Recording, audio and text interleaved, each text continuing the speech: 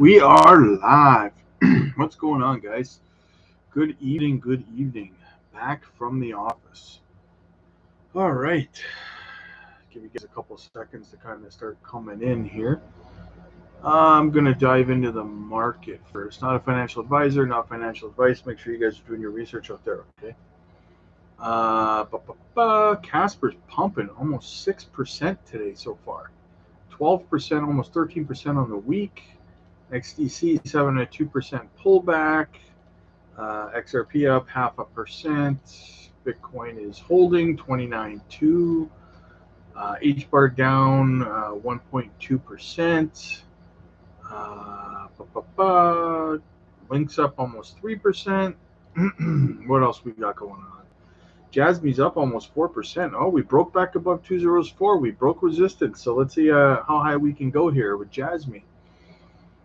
What else do we got? Filecoin's up 2%. XLM pumping almost 5% again today. Where is Caspa? Let's have a look at Alluvium's up 4.5%. Caspa's down almost 4%. Good DCA opportunity. Make sure you guys are smashing a like when you come in. What else do we got? So let's get into the news here. Why not, eh? Actually, the first thing I wanted to touch on was Star Atlas crashing. This dramatic thumbnail from Crypto Stash. He says Star Atlas is crashing.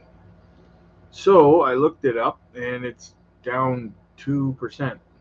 It's not really crashing. It's down 7% on the week. But I mean, I wouldn't say that it's crashing per se. I don't hold any Star Atlas. I don't know if you guys do, but I don't. I'm going to look into it a little bit, but there's another bit of story I wanted to touch on with it. That's why I brought it up, and that is that there was an interview today with one of the devs over at Star Atlas. And he says, breaking news, CEO of Star Atlas calls out CEO of Alluvium in a recent Crypto Stash interview. He says, Alluvium is not even in our league. You can't even call Alluvium a Web3 game. They have brought zero innovation to Web3 development. Now, I don't know how I feel about this. Now, I've never played either game, to be honest with you. That being said, I've watched the Alluvium trailers and stuff like that for their game, and I gotta say that it does look phenomenal. I think Alluvium's biggest problem is that they have zero marketing. They have a great game, but nobody knows that it even really exists or how to access it or anything along those lines. So. So I don't know. I think that it's not the playability or the graphics or anything of their game. I think it's more just that they just suck at marketing at this point. So Star Atlas I'll have to look into, though, see how good they actually are. So we got this here. Bill Foster, another clown from the circus that Gary Gensler and Brad Sherman and Senator Warren are a part of. Bill Foster equates crypto self-custody with support of fentanyl trafficking. Are you kidding me? How do you connect those dots? How do you connect crypto self-custody with fentanyl trafficking? But this is what they do. This is the problem, guys. These are your public servants, right? These are the people who are supposed to be looking out for your best interests. And they're saying dumb crap like this. Like, they don't even seem to understand what's going on half the time. This whole policy behind geriatrics, and that there should be a certain age limit or a certain amount of term you can have for Congress and stuff like that. I agree with that 100%. It's absolutely ridiculous. Facts, what's up, brother? How you doing, man? We're back for another one, bro. Yeah, but these congressmen, it's embarrassing at this point. Eleanor Tourette says, for everyone that's been watching the House crypto legislation markups and wondering what strike the last word means. Put it in simple terms for my hill source. If you say it when, then it gives you an extra 5 minutes to bitch, basically.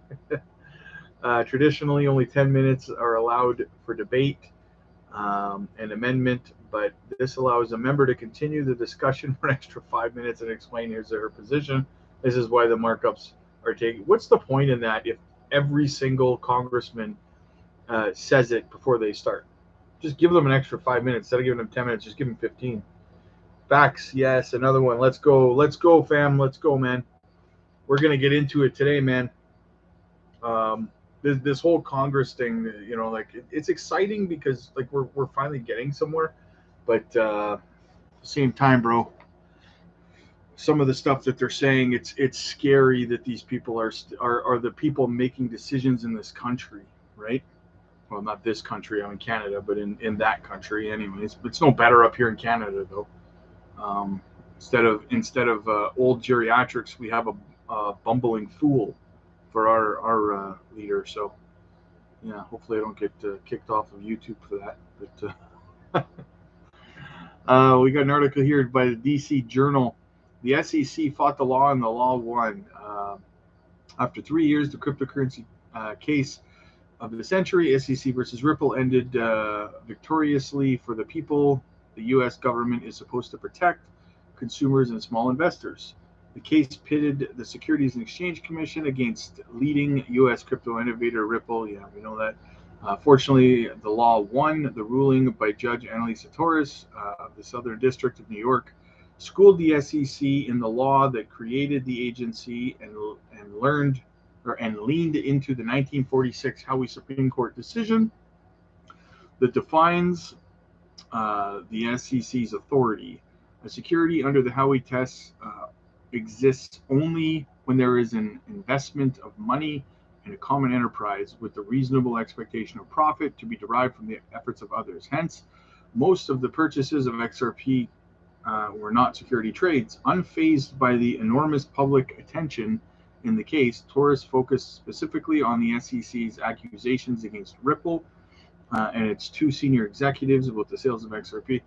A quick sidebar here for this is that like a lot of people are saying, they don't agree with Torres' decision because she's wrong or whatever, and they were complaining about the verbiage that she used and everything, and they didn't realize, I guess, that's what people talk about this stuff and they don't do any research or anything. She made her decision and her ruling based around exactly what the SEC asked her to base it off of. They asked her to base her decision off of the Howey test, and that's exactly what she did, right? Just because, like, what is it that Gary always says? He's got a saying. There's a difference between not knowing the law and not liking the law, right? So Gary needs a taste of his own medicine here.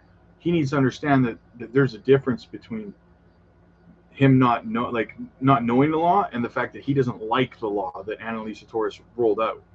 You don't have to like it, but it is the law nonetheless, right? So he's got to eat some of his own words when it comes to that. The ruling exonerated Ripple, CEO Brad Garlinghouse, and Chairman Larson for the XRP sales. We know the outcome of the case. The SEC legal theory stretched existing law so far that it created a new de facto law for technology never contemplated when the Securities Act in 1933 was written. The danger of the SEC prevailing hung over the XRP holders and any holders, traders, or developers of any digital asset. Yesterday, today, and tomorrow, XRP could be replaced by any token or any asset at all, like an orange, and it would be bald-faced regulatory land grab. So basically, the long and short of this article, I'm not going to keep going into it because it's pretty long, but what they're saying basically is that the SEC fought against the law that was already in place. They don't have the jurisdiction under the Howey test to be doing what they've been doing at the end of the day. Quite frankly, I'm just getting sick of talking about it. Like it's that. By the way, another little side note. That's why I'm not really talking about the whole Twitter X thing and Sam Bankman-Fried in court and charges and stuff like that. I just don't care about that stuff, to be honest with you. I mean, if you guys care about it, let me know, and I'll definitely, kind of look at it. But I read that stuff, and I just can't even be interested enough to read the article about Sam Bankman-Fried's current case or something, right? So, we got WorldCoin tweets out Ripple XRP. Huh? That's it. Just Ripple XRP. So WorldCoin trying to gain some notoriety here by tweeting about XRP. I don't know how many of you guys were here for yesterday's live stream, but I will tell you that WorldCoin, I looked into it yesterday and I did the tokenomics on it. It's like $2. I'll look it up again right now. WorldCoin. So it's $2.11 right now. 1% of its total max supply is in circulation. What that means is that if you buy WorldCoin right now, at some point, the supply is going to get dumped on the market, and you're going to get wrecked because the price is going to crash from $2.11 probably to below a penny when that happens. Because the total supply is 10 billion coins. 1% of that is in circulation. I would not say that it would be a good idea to buy into it at this point. If you want to buy WorldCoin, then the smartest thing you could do is wait for it to crash and then buy it. Because it is going to crash, right? It's just a matter of whether you're going to get wrecked or not when it happens. So I would advise against it. We got more geriatrics here today. 90-year-old Diane Finston is told to just say aye at vote on the defense appropriations bill. Someone help her. So, like, she didn't even know what was going on. She's in her. Why are these people? These people are a national security risk, in my opinion.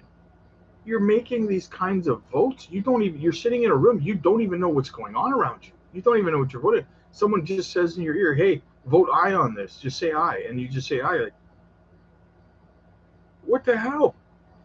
You're making global decisions that affect the world on a global scale, and you're sitting in a room with what, I don't know, 1,000 people, 2,000 people. You don't even know what's going on, and you're making important world decisions. I don't know.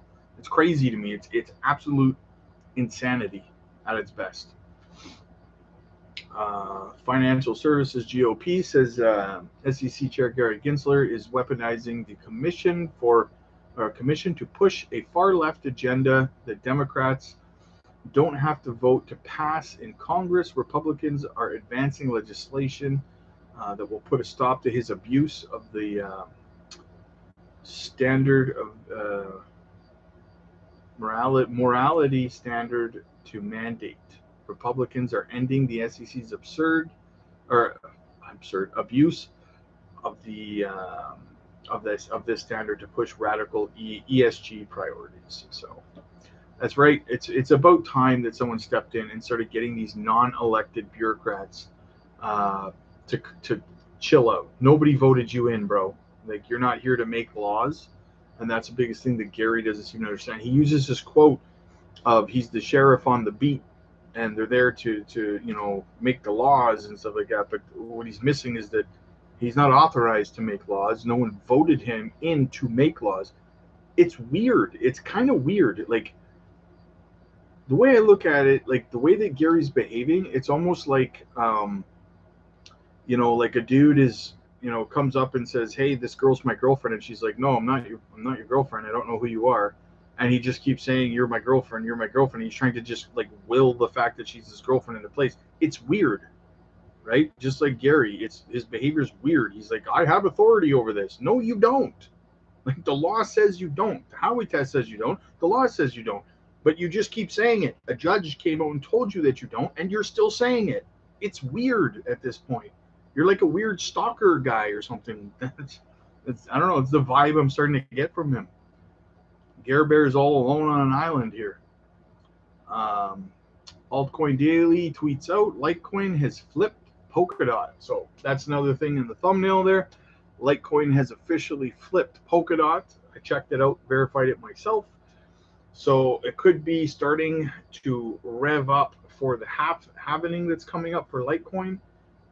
So normally what we do is we see a run up, then when we get closer to it, it starts to crash down. Similar thing will happen for Bitcoin, right? So I wouldn't say that it would be a good idea to start buying it like the day of the halving. That's probably when people are going to be dumping it. So if you want to get in on it, I would say probably before or after that happens. But I digress. But good for Litecoin coin holders. I hope you guys make your money, fill your bags, and take your profits. John Deaton says 4,134 people have joined to possibly be amicus in the SEC Dove versus Coinbase. The number is slowly and consistently getting larger. Guys, I would say go and sign up for this with John Deaton. I already have. I did it. I signed up. Even though like I have a Coinbase account, but I never use it. But it's important because the impact that this had on the Ripple case cannot be overstated, right? So I would advise to go over to John's page and sign up for this. You don't even have to do anything. It takes 2 seconds.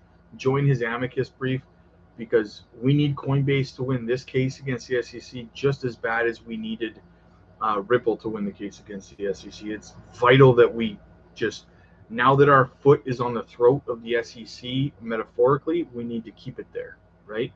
So it's very important that we support these kind of movements. So I would say go sign up for it and support John Deaton. Bitcoin Magazine just in, 14 billion investment bank TD Cowen says it's a matter of when, not whether, a spot Bitcoin ETF will get approved by the SEC. That's exactly right. It is only a matter of when. And, you know, I think that it'll be sometime before the end of this year, to be honest with you, but I guess we'll see what happens. Blockchain Trucker says, I watched this brief little 2-minute interview with Gary, and he changed his verbiage because now he's saying because there was a paper written and a motion put forward for him to have to recuse himself from voting against crypto cases because he came out and he said that all cryptocurrencies are securities, right? So that's a clear bias. So then a motion was put forward for him to have to recuse himself from voting on any of those matters because, you know, the SEC has 5 people who have to vote on whether to bring a lawsuit or not. And if Gary is already biased against every single crypto project out there, well, that's automatically a vote to sue. So it's bias, right? Because the man will never vote to not sue. He will never vote to not sue any crypto. It doesn't matter. He says they're all securities. So he should recuse himself. So he's changed his verbiage on television since then to without, he says, I try to do his hand thing, without prejudging, like he shakes his hands and stuff, but he says without prejudging cryptos, any one project. Now he changed it to that. But yeah, at the end of the day, and it almost like what I picked up from this interview today with him is that the way he's starting to try to word things, it's like he's trying to get the ignorant and uneducated general public when it comes to the crypto space to turn on or to have a bad impression of crypto because he's talking about it like we lost this case, but then he's like look, we're trying to save you retail investors. It just seems that way, like he's trying to bring in the general public that doesn't know anything about what he's been doing, the damage he's been causing, and it's like he's trying to get them to kind of come in and be against crypto and kind of build some sort of support behind himself. That's just the vibe I'm getting from what he's saying, right? And I don't think it's going to work, to be honest with you, but it's worth a shot, I guess, right? We're going to talk about the Hashpack wallet in a minute. The Wolf of All Street says, SEC Chair Gary Gensler says crypto is a highly speculative asset class filled with fraud. He says, and this is what I wanted to talk about with this. Okay, is it? And I talked about it this morning. Video didn't get a lot of traffic on it. It probably wasn't a popular opinion, but again, guys, I have to say it, right? There's one thing I agree with what Gary is saying here, right? And it's that exchanges, they have no clarity, they have no transparency with their customers. They're not reporting to anybody, and that part of what he's saying, I agree with. There's a reason that we say not your coin, or not your keys, not your crypto, right? There's a reason we say that, because you cannot trust exchanges. Why can't you trust exchanges? Because they're not being held accountable for, making sure that they're proving that they're backing everything one-to-one, that they're not insolvent, right? And I agree with what he's saying in that aspect. And some of them do bet against their customers, right? He is right when he says that, and that is the part of regulation that I think that we need. Fact says, how about saving all the degenerate gamblers at the casinos in the United States? Exactly. Like how many homes are destroyed because of gambling, right? Because of, like in Vegas alone, destroys lives. But yeah, Gary's not wrong in what he says when he says that. The problem is that it's not coming from a place of good faith. He's a bad faith regulator. So when he says it, despite the fact that he's correct in that asset or in that aspect, it's not coming from a place of authenticity. He's saying it from a place of maliciousness, because there is malice behind his plans. He's just using it as a cover. So he's right when he says that we do need regulatory clarity for exchanges. We need them to be held accountable. We need them to be reporting. We need them to prove that they are backing everything one-to-one. 100%, I agree with that part of it. Everything else he says is crap, but I do agree with that part of what he says. And I mean, you have to admit, you feel the same way, right? Would you not like to have to, or would you not like to be able to say, I can leave my stuff on an exchange and know that it's safe? That'd be nice, right? Not everybody can understand how to use a cold storage wallet and stuff. Fact says crypto equals investment, casino equals degenerate gambling. Especially when you throw meme coins in there, eh? That's the best of both worlds right there. But yeah, so I agree with that part of what Gary says. The rest of it I don't. But I hope you guys are on the same page with that, because I think it's important. Baby Angel says, I would say that 208, once it breaks, Jasmine will go to 5 cents. I mean, I don't know if she's basing that on any sort of TA or anything, but I hope that she's right. For Jasmine holders, that would be amazing. Fact says exchanges are scams until we get regulatory clarity. By the way, you try Uphold yet? I haven't tried it yet, because I've been at the office pretty much all day. I'm gonna probably create an account this weekend, maybe Sunday when I'm home and I have all day. I'll probably create an account and try to get that going. Do I have to do KYC for that, by the way? I mean, either way, I don't care. I'll do it, but I'm just wondering if I need to be ready for that. Let me know, facts. Okay, I already talked about Star Atlas. Okay, so let's talk about some quant here. Quant contributes CBDC expertise to Finextra's future of payments report. Anyone who's ever been involved in a technology project will know that they are numerous for being over time and over budget. Now, we've recently completed one that bucks this trend. It has the potential to significantly reshape our underlying monetary system and the nature of currency, creating a slew of opportunities for banks and payment firms to get ahead of the game. Headed by Bank of International Settlements London Innovation Hub project, Rosalind is an experiment involving more than a dozen commercial banks and payment companies. Since June 2022, it has been testing how to safely distribute and settle a retail central bank digital currency issued by the Bank of England. The project significantly looked at a public-private sector collaboration model in which the public sector would issue the currency and provide basic infrastructure, while the private sector worked to produce innovative consumer-facing applications.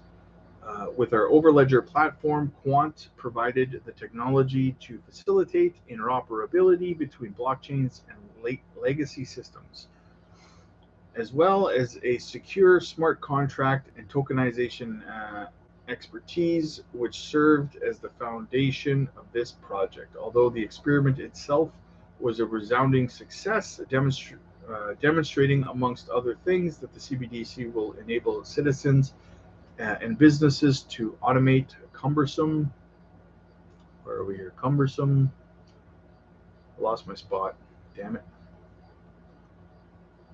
Oh. Anyway, bullish news for Quant. The first of the most existential challenges is the tendency for onlookers to ask, why do we need CBDCs anyway? It is a fair question. Many of us are very satisfied with the real-time payments and internet banking offerings already available.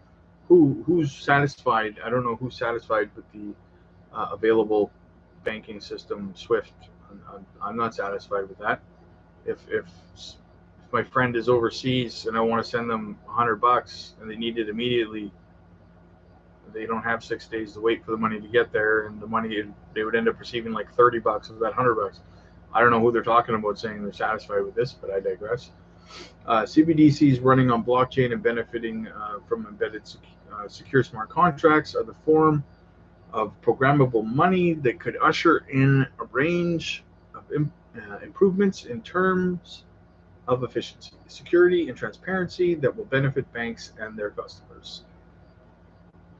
For example, one of the banks participating in the Rosalind allows users to program the CBDC to create forms of automated escrow. In this use case, the customer would purchase goods from a vendor using the CBDC account through the funds, though the funds were temporarily held to ensure the seller and goods were genuine. The money could not simply disappear into the ether. A situation that sadly occurs with thousands of online transactions every day. The courier then acted as the third-party verifier who signaled that the delivery had been successfully attempted and the funds could be released. So Quant is making big moves again. I'm so bullish on Quant, you guys, that it's not even funny. Somebody got mad at me about, they asked me my price prediction on it. I think it was like last week. And I said, I like to be conservative. You guys know me, right? So I said, $1,500, stretch it to $2,000, maybe this bull run, depending on the market cap of the asset class. They got angry. They're like, "What do you mean it's not going to $10,000? Like, you stupid. You don't know what you're talking about." Because I didn't say, I'm not just gonna make up a number and tell it because I want clicks, right? Like, I'm gonna be authentic with you guys. It's ridiculous. So. What do we got here? Drop some knowledge bombs on you guys about Caspa, digital silver. Some of the catalysts that we have coming, why you should be holding Caspa at this point in time. No Binance, no Coinbase, no Kraken, no Bybit, no Bitfinex, no Premine, no ICO, no VCs, no team dumps, no regulation FUD. So SEC can't go after them. No convoluted narrative. No BS. Exactly. That is why Caspa is going to be one of the biggest ROI projects going into this next bull run, in my opinion.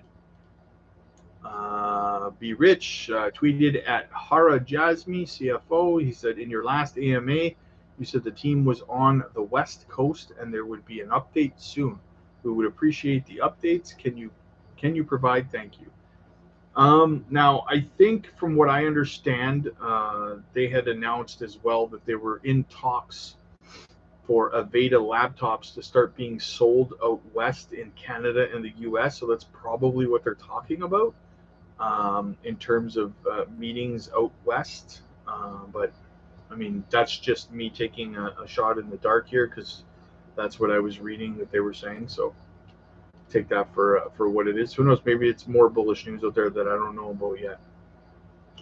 The U.S. Congress today finally started to clean the house with public servants like Gary Gensler and the current SEC commissioners, who are called crypto the Wild West. The SEC are not lawmakers. Thank you, U.S. Congress.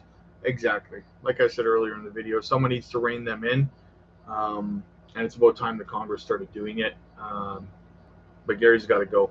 I think it's too late. Even if Gary turned around tomorrow and said, "Hey, man, sorry guys, I'm wrong. I was wrong. Sorry for my actions," wouldn't make a difference. He's got to go. It's too late. Fact says, if you want thousands and thousands of subscribers, just say everything will go 1000x like BitBoy Crypto. Crypto gains, etc. All these certified clowns and scammers. Yeah, bro, 100%. I know. I see it all day on YouTube and Twitter, and it's just, even when I'm at the office, I have my phone set up and I just kind of have it crypto YouTube in the background playing all day, just so that when I'm at the office, I can keep track of everything that's going on. And some of the stuff that I hear is just like, exactly, they're just pumping things like, yeah, 1000x this, 1000x that, just to, price prediction on this, and then they just give some ridiculous price prediction that makes no sense because they want, like you said, they want subscribers and they want clicks, right? So I'm really genuine, you guys. Fax knows that. If if someone asks me where I think things are going to go, I'm conservative, guys. It's much better for all parties involved if you ask me what I think, and if there's a range, if I think that that quant can go from anywhere from $1,000 to $5,000, if that's the range that I'm playing with, I'm going to tell you $1,000 because it's conservative. Because at the end of the day, if you buy quant and you think, okay, well, Rob said it's going to go to $1,000, right? And it goes to $5,000. You don't care that I was wrong about that end of the spectrum, right? You're in euphoria. You're happy. You're like, it went higher. Rob was right, and then it went higher. If I tell you it's going to unrealistic price of $5,000 and it goes to $1,000, you're pissed at me, right? So I don't understand why people do that. And then when they're wrong, when it ends up being wrong, then they come back with another video and they're like, oh, well, no one's perfect. Well, you should have known that. If you knew anything about TA, you would have never given that number in the first place. So you're right, no one's perfect. But at the same time, don't sit here and tell me that, Bitcoin's going to $180,000 in 6 months when it's just not even realistic right now, right? So I don't know. Just that's why you got to watch who you watch, I guess, so to speak, right? Because like I'm genuine about it, guys, and I keep my prices conservative and realistic. And if you go by that kind of philosophy, you're going to end up making more money than you expect to make in the next bull run, right? If you're sitting there thinking that everything's going, to ridiculous prices, like Fax was saying yesterday, like you had BitBoy up there talking about, Matic to $8, ADA to $10, Bitcoin at $250,000, and all within like a couple of months. You say, and then what happened? And he was saying that at $69,000, everything crashed, right? He was probably selling around that time. But so long story short, guys, or long story long, whatever, is that if you're here for me to tell you unrealistic prices and stuff like that, where I think things will go unrealistically, then you're definitely watching the wrong guy. Because I'll never tell you, hey man, Cardano's going to $100 in 2 months from 31 cents. Like, that's not me. That's not what you're going to get from me, right? I'm always going to tell you conservatively, and I'm going to tell you how you should be taking money out too. A lot of guys won't tell you that either, right? You should be DCAing out the same way you're DCAing in. You shouldn't say, I'm going to sell my Cardano at $5 and wait for it to get to $5 and then try to sell 100% of your bag at $5, because it's just not going to work out. Your sell orders getting filled is going to be very, very difficult to happen.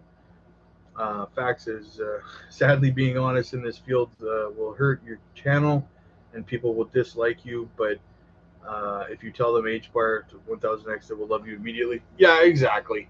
And that's fine if people don't like me, but what's important to me is that I don't get people wrecked, right? That matters more to me.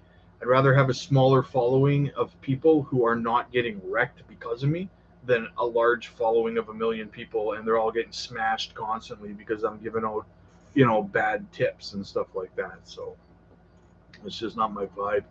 Um, I honestly, when I started this channel, I didn't think that anybody was going to give two craps about what I had to say, and I was just kind of coming on here to, build a community, to build people, because I see, I watch a lot of YouTube, crypto YouTube, and I see a lot of communities, and everybody gets along to hang out, and they, on these streams, and they chat, and they have a good time, and you guys learn stuff from me. I learn stuff from you guys. You guys turn me on the projects, all kinds of stuff, man. And that's really why I did it, because when I go out into the real world here, and I got one buddy that's into crypto in real life. I mean, a lot of people buy it, but they're not really into it, like I am, and so he's into it. And the problem is that he's too far gone on the scale. Love the guy, great guy, but he too unrealistic. He's one of those XRP to $50,000 kind of thing. That's just an example, right? And and I'm not that guy. I'm not the guy that's going to tell you something like that. But that's why I created this channel, guys, is so that I could have a community to chat with, to hang out with, to have fun with, and like facts, you're very quickly, becoming you've become a staple on this channel very, very quickly. That's exactly what I'm talking about. There's a couple others too, like William. And we chat every day. You guys leave comments and stuff like that, and we chat, and it's a good time, right?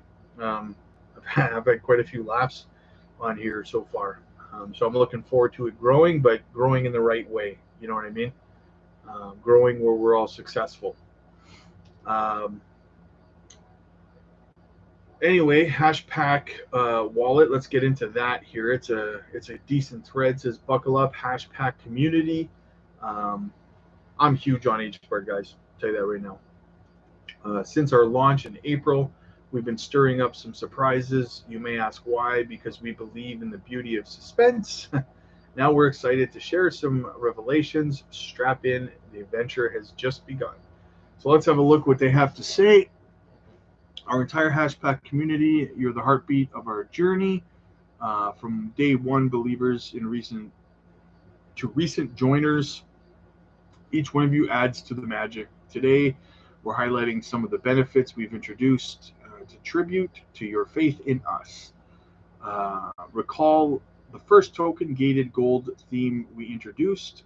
Its growth into the into a feature that brings benefits to all our holders. A first glimpse into what we have in store for the community. Then there is a 15% store-wide discount we gifted to early supporters. Yes, that happened. It's our way of thanking those who believed in us from the start. But don't worry, we have plenty of our rewards coming. I have my HBAR staked over on my my ledger as well. So I might as well make money off of it, right? Stake it. I just keep buying more too. It's ridiculous. The excitement keeps building. We collaborated with Legends of Past, Karate Combat, and Earthlings Island for thrilling trio of campaigns. Every holder played a part in making these a success. The Legends of Past treasure hunt, complete in less than 1 minute. The latest Earthlings Land drop. 56.59% of our unique holders received at least one of the base packs. Talk about community power. In traditional verticals, a 6% conversion is a cause. Sorry, my glasses are. I gotta buy new ones. My eyes are getting bad. Conversions is a cause for celebration. With Hashpack, we soared beyond, nearly 10xing that. This is the energy you, our community, brings.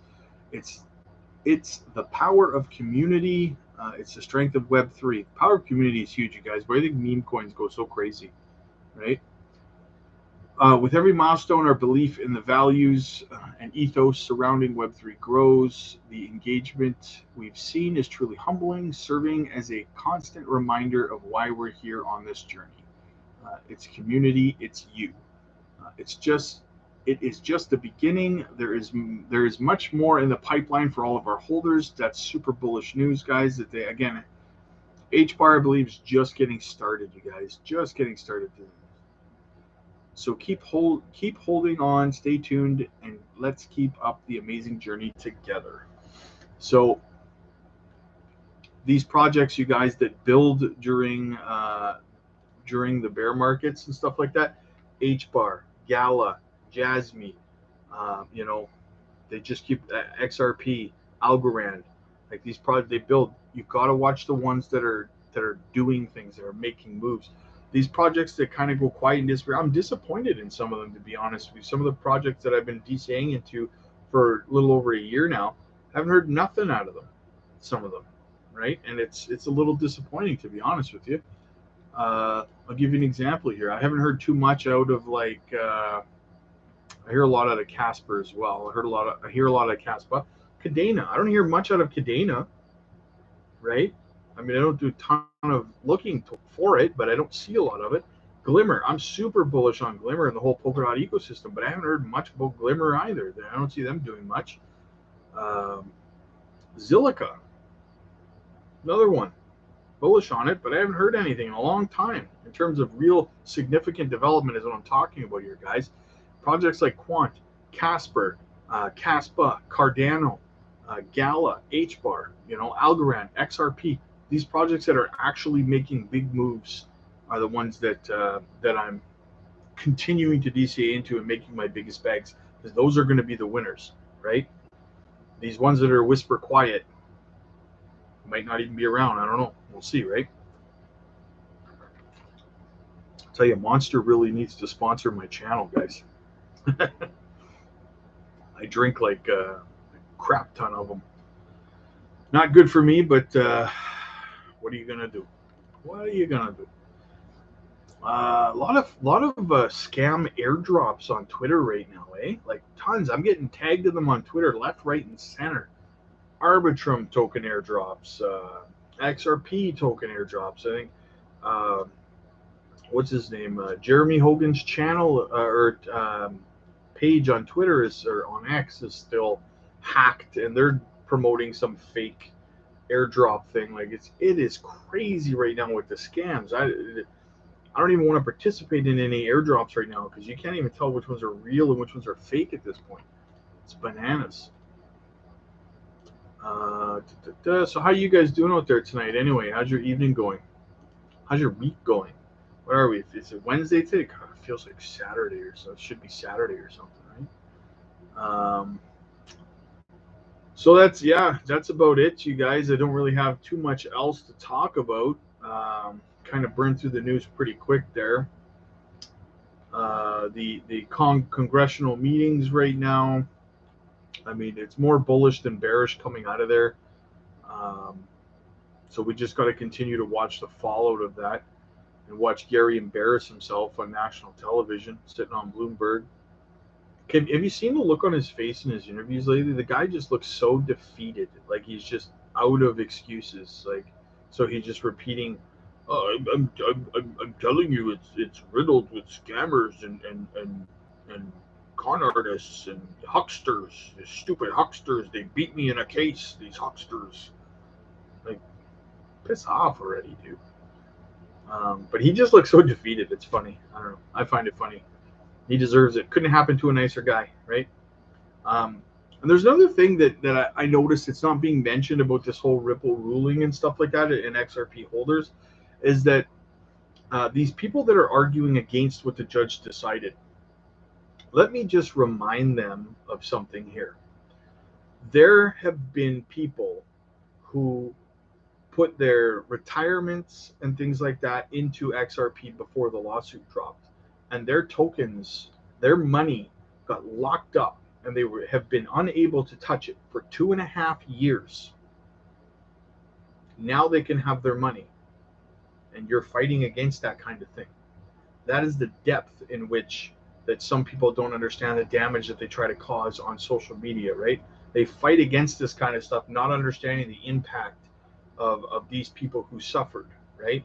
For 2.5 years, imagine that. You're ready to retire. You put your money into XRP or any project, and the SEC launches a lawsuit against it, and now all your money is frozen. You have to continue working for 2.5 years for this stupid case to end to get your money, right? And then you finally get it, and you get people calling you a huckster on TV, saying you don't deserve to have your money because the judge made the wrong. Like, it's, I don't know.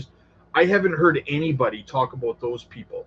Not one person, but not even like John Deaton and Jeremy Hogan. I haven't heard anybody talk about the people who finally got their money back, right?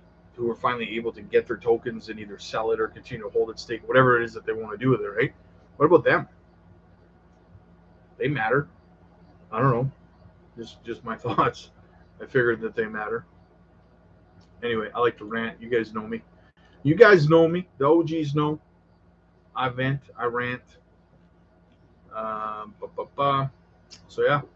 Anything else you guys want to talk about?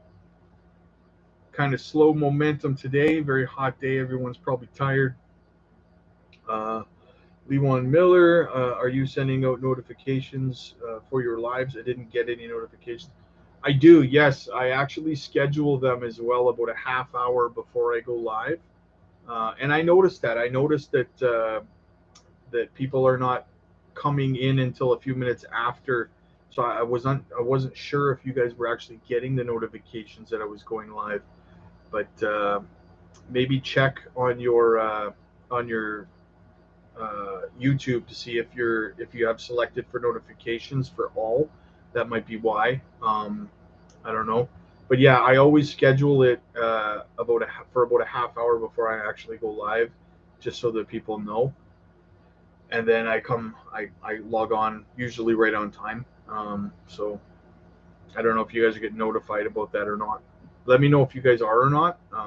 If not, then I'll look into how I can go about making sure you guys are getting notified. Because I'm gonna start making it a little more consistent in that.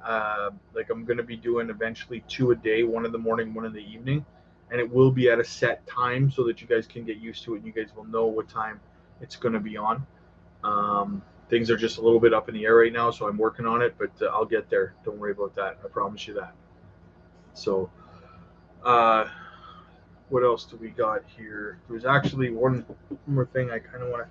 And by the way, you guys, I do have some videos coming out, so keep an eye on them. It's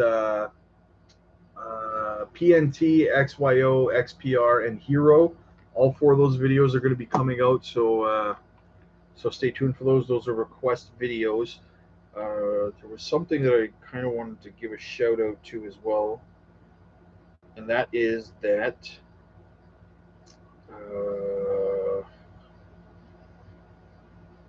their name is Bleh 1727. They haven't given me I don't know their real name. That's their Twitter handle or whatever.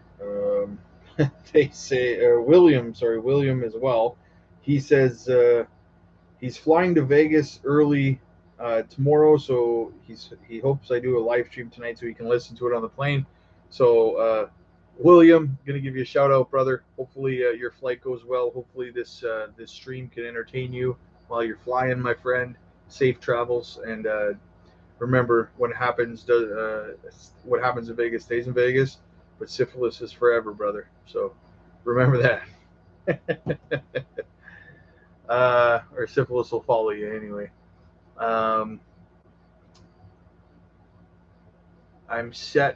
I set for all today and yesterday, and I just saw that you were on. Okay, so I'll look on my end and see if I can do anything to make sure that you guys are getting the notifications that I'm going live. Because, like I said, I like to schedule it about a half hour beforehand so that it gives people a chance to kind of come in and stuff like that. Because otherwise, if I just whenever I do the random ones and I just kind of hop on suddenly, then I just find myself talking to myself for 5 minutes or so. So yeah, I'll see what I can do on my end to help out there. All right. I apologize for that. And yeah, so like I said, keep an eye out for those videos, guys. Going to be doing comprehensive videos on PNT, XYO, XPR, and Hero. And if there's any other ones you guys want, make sure you let me know, and I'll look into them. I did one on WorldCoin already. I spoke about it in this broadcast, in this stream already, about the tokenomics are terrible.